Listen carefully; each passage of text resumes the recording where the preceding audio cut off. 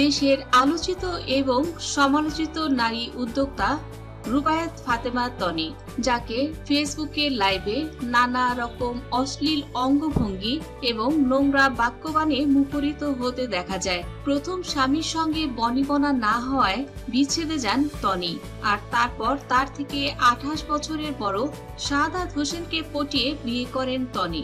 আর এই বিয়ে করার মূল লক্ষ্য ছিল শাহাদাত হোসেনের কোটি কোটি সম্পত্তির মালিক হওয়া। হঠাৎ করে কিছুদিন আগে গুরুতর অসুস্থ হয়ে পড়েন শাহাদাত। এরপর অবস্থার অবনতি হলে প্রথমে সিঙ্গাপুর, এরপর ব্যাংককে নিয়ে যাওয়া হয় হাসপাতালে ভর্তি করার লক্ষ্যে। চিকিৎসাধীন অবস্থায় তনির স্বামী দীর্ঘদিন লাইফ সাপোর্টে ছিলেন, আর সম্প্রতি তিনি মারা গিয়েছেন। আর এই মাঝেই তনির স্বামীর লাইফ সাপোর্ট একটি ভিডিও সামাজিক মাধ্যমে ভাইরাল হয়, আর যেখানে তনিকে স্বামীর পাশে স্বামীকে ধরে দাঁড়িয়ে থাকতে দেখা যায়। আর সেই ছবিতে তনি ছিল ফুল মেকআপ এবং ঠোঁটে ফুটফুটে লাল লিপস্টিকে সজ্জিত। আর কোমায় থাকা স্বামীর পাশে এই ধরনের ছবি দেখে অনেকেই নেতিবাচক ইঙ্গিত করে রেখেছেন তনিকে, আর সবাই এই ছবির পাশে লিখেছেন মিশন সাকসেসফুল।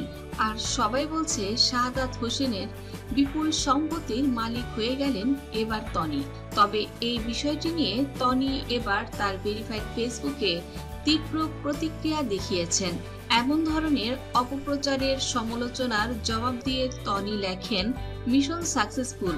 যারা আমার ছবি দেখে তারা এসব বাজে কথা লিখছেন, আমি জানতে চাই কি মিশন সাকসেসফুল। একটা প্রমাণ দেখাতে পারলে ফেসবুকে আর চেহারা দেখাবো না। হিংসুটের লোকদের কাজ হচ্ছে অন্যের পেছনে পড়ে থাকা। তনি বলেন, আমার স্বামী 101 দিন লাইফ সাপোর্টে ছিল, আর প্রথম দিকে আমি বেশিরভাগ সময়টাতে ব্যাংককে থাকতাম, কিন্তু হাসপাতালে প্রতিদিন 10 থেকে 12 লক্ষ টাকা বিল দিতে যেয়ে আমার অর্থনৈতিক অবস্থার কি হতে পারে এটা যে কোনো শিক্ষিত মানুষকে মনে হয় না বোঝাতে হবে। আর এছাড়া আমি যে প্রফেশনে আছি, আমাকে অনেক প্রেজেন্টেবল হয়েই ক্যামেরার সামনে আসতে হয়। শুধুমাত্র লিপস্টিক দেয়া একটি ছবি দেখে এ ধরনের জাজমেন্টাল হওয়া কোনো মানুষেরই উচিত নয়। আর এ পর্যায়ে দীর্ঘ স্ট্যাটাসে নিজের বিয়ে নিয়ে নিজেই বললেন তনি। তনি লেখেন, আরো একটি কথা, যারা আমার নেক্সট বিয়ের চিন্তায় মরে যাচ্ছেন তাদেরকে বলতে চাই, সময় হলে আপনারা সবাই জেনে যাবেন আমি কখন কাকে বিয়ে করছি।